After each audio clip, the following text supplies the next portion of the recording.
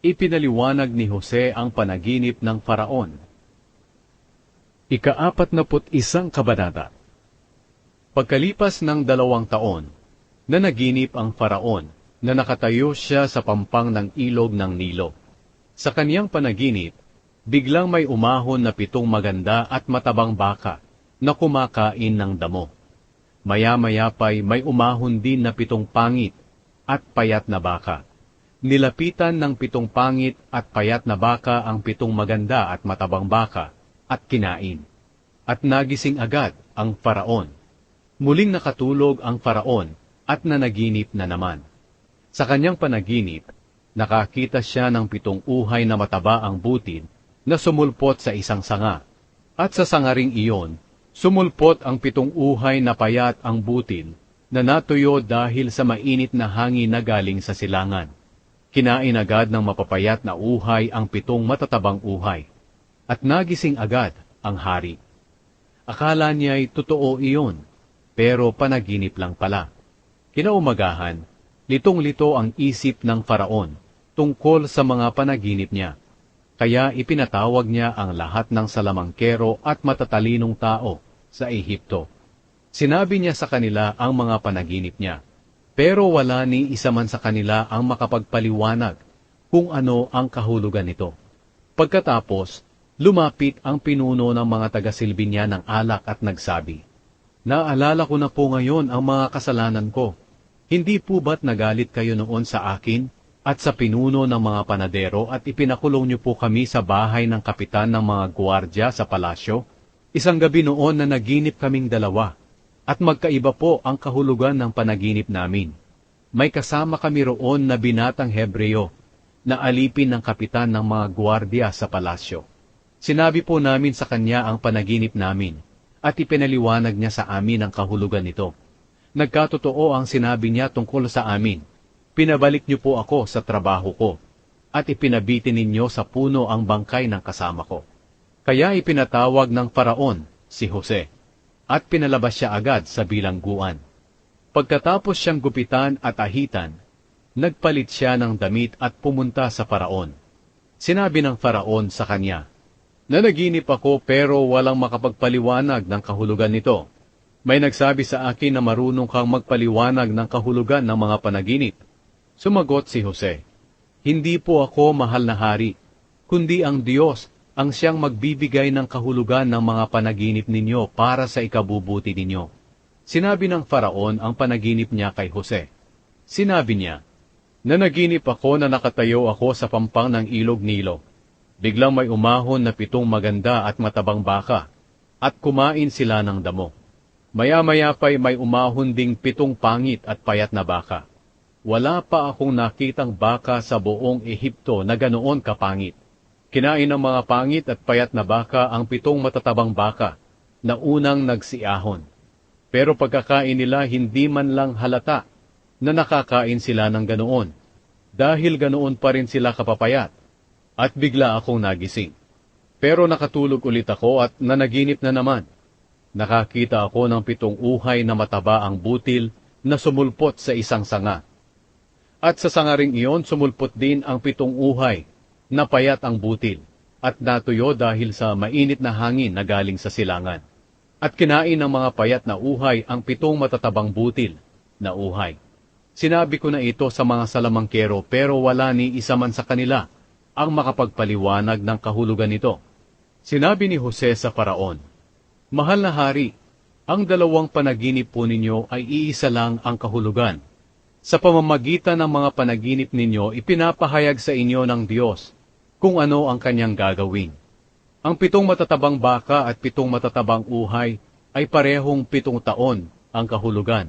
Ang 7 payat at pangit na baka at ang 7 payat na butil na uhay na pinatigas ng mainit na hangin na galing sa silangan ay nangangahulugan po ng 7 taong taggutom. Gaya po ng sinabi ko sa inyo, mahal na Faraon, ipinapahayag sa inyo ng Diyos kung ano po ang kanyang gagawin. Sa loob po ng darating na 7 taon, magiging labis ang kasaganaan sa buong Ehipto. Pero susundan po agad ito ng 7 taon na taggutom. At makakalimutan na ng mga tao ang naranasan nilang kasaganaan dahil ang taggutom ay nagdulot ng pinsala sa lupain ng Ehipto. Matinding taggutom po ang darating na parang hindi nakaranas ng kasaganaan ang lupain ng Ehipto. 2 beses po kayong nanaginip, mahal na Faraon, para malaman nyo na itinakda ng Diyos na mangyayari ito at malapit na itong mangyari. Kaya ngayon, mahal na Faraon, iminumungkahi ko po na dapat kayong pumili ng isang matalinong tao para mamahala sa lupain ng Ehipto. Maglagay din po kayo ng mga opisyal sa buong Ehipto para ihanda ang lugar na ito sa loob ng 7 taon na kasaganaan. Sa mga panahong iyon, ipaipon nyo rin po sa kanila ang lahat ng makokolekta ninyo galing sa mga ani. At sa ilalim ng inyong pamamahala, ipatago po ninyo sa kanila ang mga ani sa mga kamalig ng mga lungsod. Ang mga pagkaing ito ay ilalaan para sa mga tao kapag dumating na ang 7 taong taggutom sa Ehipto, para hindi sila magutom.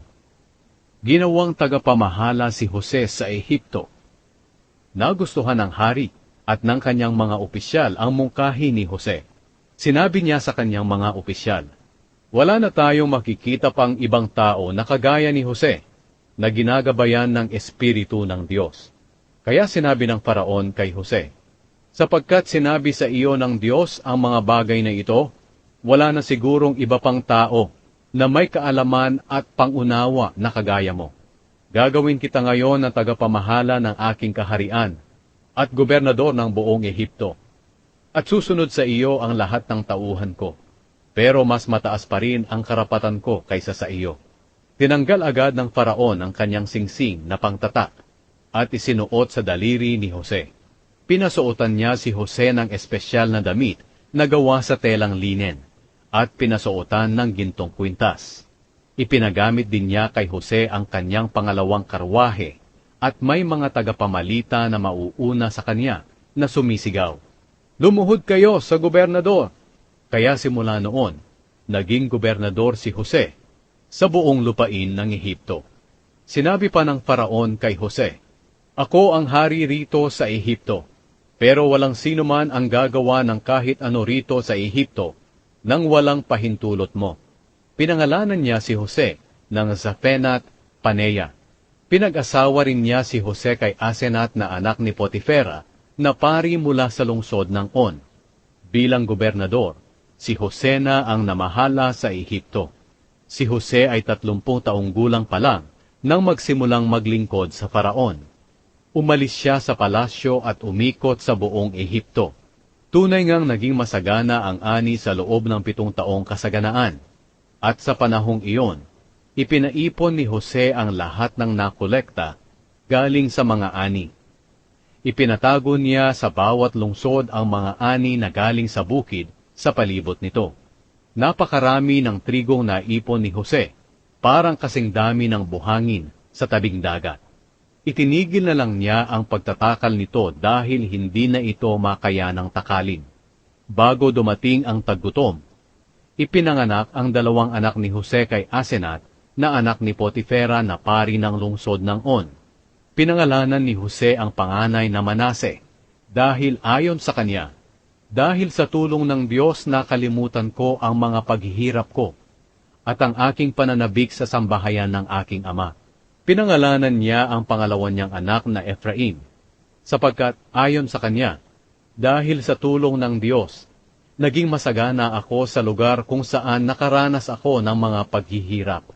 Natapos na ang 7 taong kasaganaan sa Ehipto, at nagsimula na ang 7 taong taggutom, katulad ng sinabi ni Jose. May taggutom sa iba't ibang lugar, pero may pagkain sa buong Ehipto. Dumating ang panahon na naramdaman din ng mga taga-Ehipto ang taggutom, kaya humingi sila ng pagkain sa hari. Sinabi ng hari sa kanila, "Pumunta kayo kay Jose, dahil siya ang magsasabi sa inyo kung ano ang gagawin ninyo." Lumaganap ang taggutom kahit saan.